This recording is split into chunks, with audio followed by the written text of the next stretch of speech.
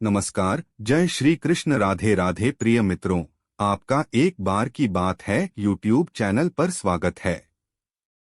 ससुराल में राज करने के लिए ही जन्म लेती हैं ये 4 नाम वाली लड़कियां, क्या आपका भी नाम है?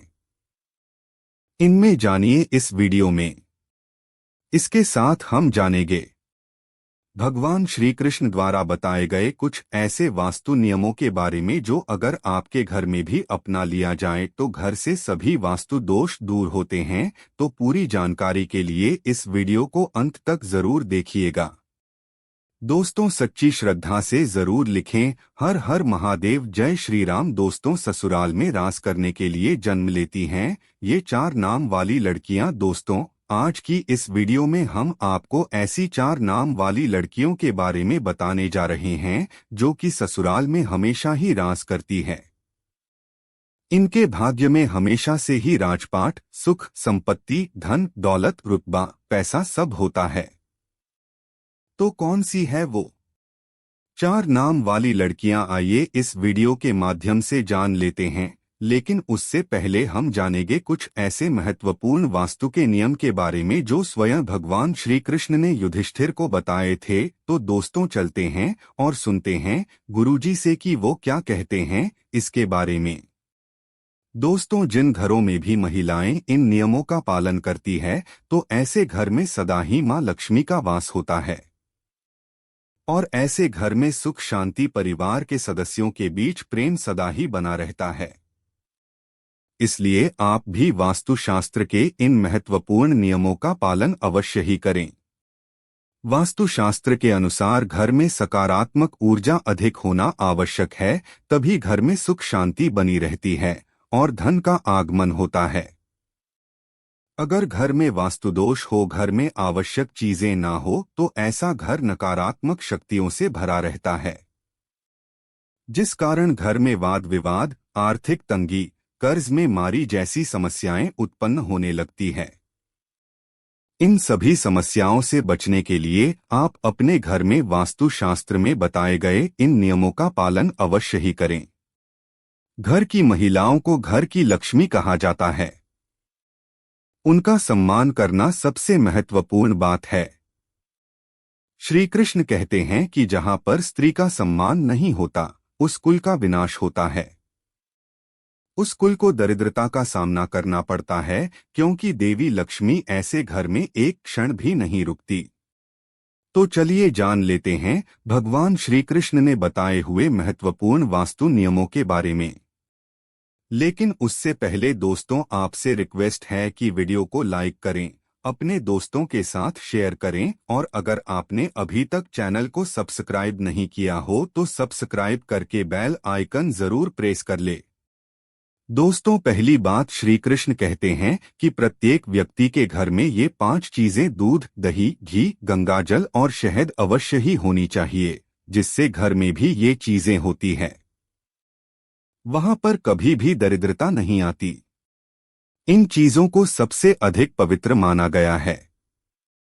दूसरी बात, घर के प्रत्येक सदस्य को, खासकर बड़ों को एकादशी के व्रत का अवश्य ही पालन करना चाहिए। एकादशी के दिन घर में किसी भी प्रकार का अनिष्ट कार्य न करें। एकादशी का व्रत सभी व्रतों में श्रेष्ठ है, इसीलिए इस दिन घर की शुद्धता बनी रहनी चाहिए। जिस घर की स्त्री एकादशी के व्रत का पालन करती है, उस घर में लक्ष्मी सदा ही निवास करती है। तीसरी बात, शाम के समय घर में मां लक्ष्मी का आगमन होता है। इस समय पर घर का मुख्य द्वार और खिड़कियां खुली रखनी चाहिए। रोज शाम को चाहे 5 मिनट के लिए ही सही, लेकिन आपको अपने सभी खिड़कियां और दरवाजे खुले रखने चाहिए। शाम के समय घर के मुख्य द्वार पर घी का दीपक अवश्य लगाना चाहिए। दीपक जलाते समय इस बात का ध्यान रखें कि दीपक के नीचे थोड़े अक्षत अवश्य रखने चाहिए। शाम के समय घर के आंगन में पानी का छिड़काव करें। रंगोली बनाकर देवी लक्ष्मी का स्वागत करने से मां लक्ष्मी प्रसन्न होकर आपके घर में प्रवेश करती है। इसलिए आपको सुबह के समय या शाम के समय अपने घर के मुख्य द्वार पर रंगोली जरूर बनानी चाहिए। चौथी बात, घर के मुख्य द्वार पर स्वास्तिक का चिन्ह बनाना चाहिए। स्वस्तिक अत्यंत शुभ चिन्ह है। यह घर को बुरी नजर से बचाता है तथा घर में नकारात्मक शक्तियां प्रवेश नहीं कर पाती। पांचवी बात, हफ्ते में एक बार नमक के पानी से घर में पोछा लगाना चाहिए। नमक नकारात्मक शक्तियों को सोख लेता है और घर का वातावरण पवित्र करता है। स्नान करते समय भी पानी में थोड़ा सा नमक मिलाकर स्नान करना चाहिए, इससे तन की शुद्धि होती है। छठी बात, रोजाना चींटियों को शक्कर मिला हुआ आटा डालना चाहिए। इससे व्यक्ति की कुंडली के दोष दूर होते हैं। सातवीं बात, कुलदेवी अथवा कुलदेवता में उनके नाम का दीपक लगाना चाहिए। जैसे अगर आपके कुलदेवता महादेव है तो सोमवार का दिन महादेव का दिन होता है। ऐसे में सोमवार को विशेष महादेव के नाम का एक दीपक अपने घर के मुख्य द्वार पर रखें। आप तेल का दीपक भी लगा सकते हैं। महादेव आपके घर पर अपनी विशेष कृपा बरसाएंगे। तो इसी तरह से ये उपाय आप अपने कुलदेवता या कुलदेवी के लिए कीजिए। इससे कुल देवता प्रसन्न होते हैं और घर के सदस्यों पर अपनी कृपा दृष्टि बनाए रखते हैं। आठवीं बात, किसी भी विशेष त्योहार या शुभ मुहूर्त पर एक मुट्ठी काले तिल लेकर अपनी मुट्ठी में 3 बार फूंक मारें। आप अपने घर की छत पर डाल दीजिए, इससे नकारात्मकता नष्ट होती है। घर पर अगर किसी की कुदृष्टि हो तो वो भी दूर हो जाती है। आपके शत्रु कुछ भी आपका बिगाड़ नहीं पाएंगे। तेल की उत्पत्ति भगवान विष्णु के मैल से हुई थी, इसीलिए इसमें बहुत शक्ति होती है। 9वीं बात, श्री कृष्ण कहते हैं, द्वार पर आई गौमाता और द्वार पर आए कुत्ते को रोटी अवश्य खिलाएं। पशु पक्षियों के लिए घर की छत पर अथवा बालकनी में पानी और खाद्य पदार्थ की व्यवस्था जरूर करें। 10वीं बात, पशु पक्षियों के साथ ही वृक्षों की देखभाल करने का दायित्व भी मनुष्य का ही है। इसीलिए घर के रसोई घर में नित्य एक लोटे में पानी भरकर रखें और सुबह इस पानी को पेड़ पौधों में डाल दें। इससे सभी प्रकार के वास्तु दोष नष्ट होते हैं। 11वीं बात, घर के बाहर ईशान कोण में जल से भरा पात्र अवश्य रखना चाहिए ताकि कोई भी अतिथि प्यासा ना लौटे और आपको आशीर्वाद प्रदान करें। प्यासों को पानी पिलाने से बड़ा पुण्य और कोई भी नहीं होता। तो दोस्तों, यह तो थी वो महत्वपूर्ण बातें जो भगवान श्री कृष्ण ने सुख समृद्धि के लिए बताई। आइए अब जानते हैं कौन से वो 4 नाम है जो अगर किसी भी महिला के हो तो ऐसी महिला करती है।